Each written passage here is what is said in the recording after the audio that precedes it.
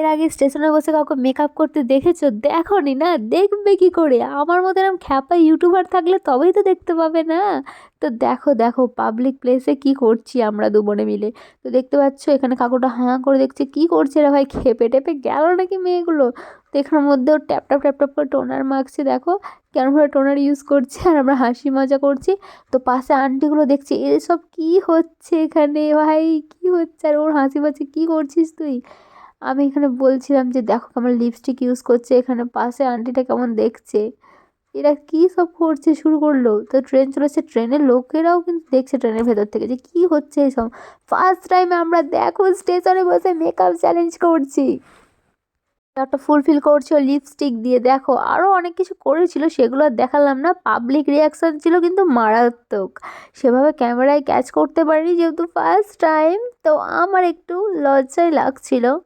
তো দেখতেই পাচ্ছ কেমনভাবে ঠোঁটে লিপস্টিক লাগিয়ে নিচ্ছে, একদম লাল জবা ফুল হয়ে গেছে।